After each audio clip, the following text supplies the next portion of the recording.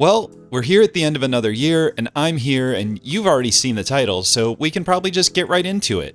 Honestly, there are only so many ways to say the same thing, so this is the Mouthful, my name is Ringer, and there's a question that needs an answer.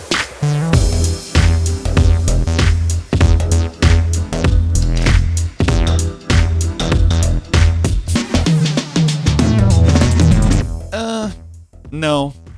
But without questions, there wouldn't be any videos, so I gotta do what I gotta do. On that note, maybe it's the way I've said it, or that it's at the end of the videos when everyone is tuned out already, but I really do want you to submit questions. So far, I've basically just been talking to myself, and that well has been pretty dry, hence the sporadic uploads.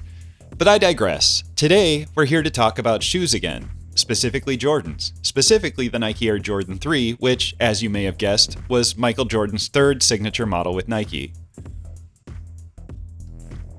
Originally released in 1988, the Air Jordan 3 marked a dramatic departure from the previous two Jordan models. While the Jordan 1 was a cultural touchstone, aesthetically it wasn't a huge departure from the Nike Air ship that preceded it or other basketball shoes at the time, with its namesake being what really set it apart. Well, that and the banned controversy.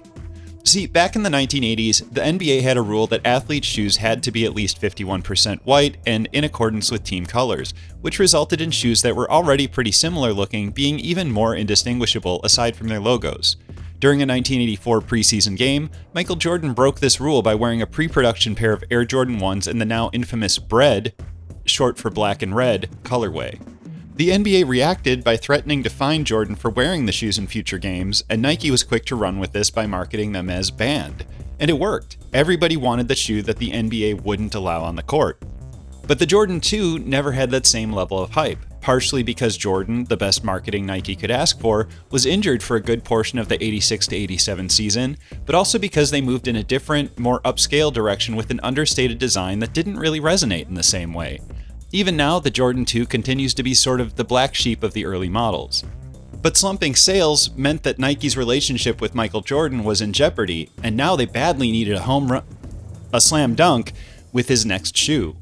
This would require a bold new design, and nobody was more equipped to deliver than Nike's very own Tinker Hatfield, a sneaker visionary who'd only just debuted the Air Max 1, and would later go on to design not just some of the most iconic Nike sneakers in history, but also an unprecedented run of Jordan models that to this day will fill any enthusiast's best Jordans of all time list. And that started with Hatfield's Air Jordan 3, a shoe that was radically different both from previous Jordan models and basketball shoes as a whole.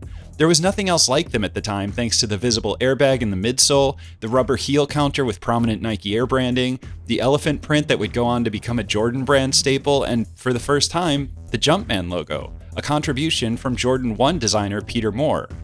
It was and still is a masterpiece in branding and sneaker design. It has a great story, and it's one of my favorite sneakers.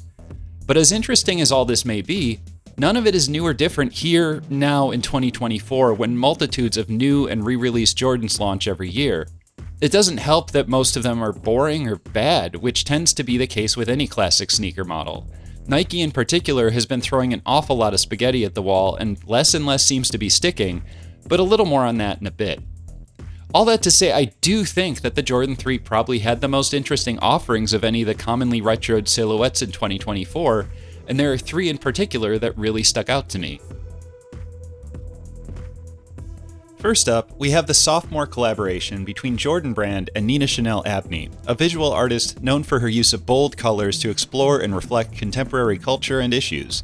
Her first collection with Jordan launched in 2022 and focused on the Jordan 2, and while the general consensus was that the apparel was great, the shoes themselves were somewhat underwhelming. While it's true her take on the silhouette was perhaps too understated, this was also during a year where Nike seemed to be trying very hard to make twos happen by way of numerous collaborations, and they just didn't. But this year was different. For her second collection, Abney worked with Jordan Brand to create a truly unique Jordan 3. The color scheme alone would set it apart, but combined with the interesting materials and details, this is definitely the most original take on the silhouette I've seen in a long while. My absolute favorite part is the logo treatment on the heel counter, which replaces the standard rubber swoosh with a leather and suede version in Abney's hand-lettered style. It's just so good. And I ended up buying them while writing this because I have poor impulse control. The apparel capsule was, unsurprisingly, pretty great too. Next on the list is a more iterative choice from frequent Nike collaborator and Atlanta-based retailer A Ma Maniére. Their first Jordan project released back in 2021, a Jordan 3 that rightfully topped many Sneaker of the Year lists and deserves recognition as one of the best Jordan 3 collaborations. Now, after 3 years and a dozen releases spanning numerous other silhouettes, AMM has returned to the Jordan 3, and while the hype has cooled off, the result is still really great.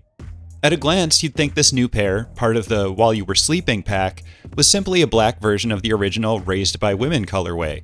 And even if that were true, it'd still be a pretty solid shoe. But closer inspection will reveal some really nice changes to further differentiate these from a general release. The most obvious is the contrasting tongue with exposed edges compared to the more traditional overlapped style. The lining also features the AMM logo as part of its pattern, and the collar also has the same exposed edges and stitching as the tongue. And yes, of course I'm obsessing about the little nitpicky details. This is something you should know about me by now. I just wish they'd been a part of the white pair, because they're all way better design choices in my opinion. I'm not really a completionist when it comes to this sort of thing, but these were very tempting, especially after seeing them in person, and I probably would have gone after them, if not for the imminent release of the final pair on this list.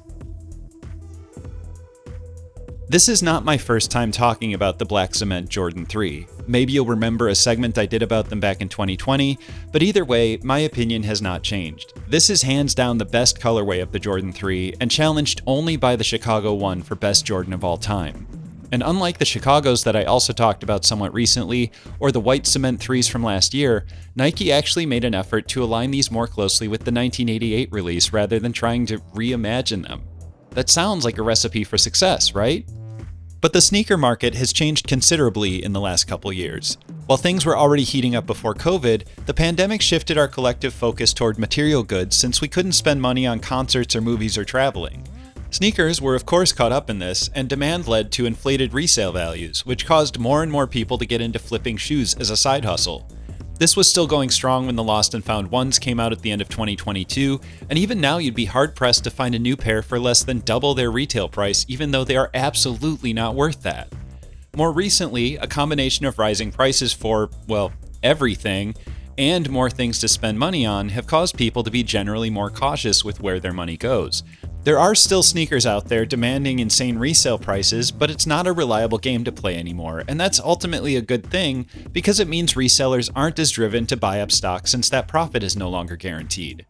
There's also a somewhat specific fatigue with Nike and Jordan right now, partially because fashion sensibilities have shifted toward other styles of footwear, and partially because they've worn people out by releasing new iterations of the same 5 models over and over, but progressively more expensive each time, even though the quality doesn't match up to the price. And to be honest, the Black Cement re-release was a perfect storm of all these factors. Don't get me wrong, they are an excellent shoe, and I'm very happy to have a pair. But retail on these was $220, up from $200 for the 2018 version, which was arguably a higher quality shoe across the board. And people are right to have concerns about quality control. Setting normal manufacturing issues aside, the leather grain and elephant print on these seems to vary wildly, and it's entirely possible to get a pair where they look mismatched between left and right. I was fortunate enough to get mine in store, which meant I could look through multiple pairs to find the ones that seemed to be the nicest, so I've seen these issues firsthand, and they are absolutely not exaggerated, unfortunately.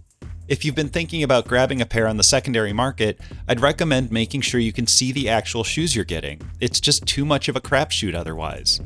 But despite all of this, if you can find a pair with decent quality control, it's a pretty solid re-release of one of the best Jordans of all time that you can still find for pretty near retail. That's really cool, and that's enough for it to belong on this list.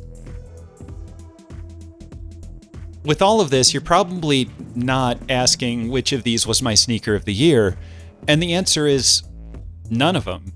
I suppose the Black Cement is probably the closest, but the reality is that there are other shoes that came out this year that I like even more. That's a conversation for a different time, and that time is never. But anyway, if you enjoyed this, or at least tolerated it, be sure to like, comment, subscribe, or whatever people are doing for capital E engagement these days. And if you have a question you'd like me to sink my teeth into, ask it here or find me over on Blue Sky, because that's where I live on the internet now. It's been really nice and refreshing, and if you're still on Elon Musk's X.com, the everything app at this point, well, good luck with that.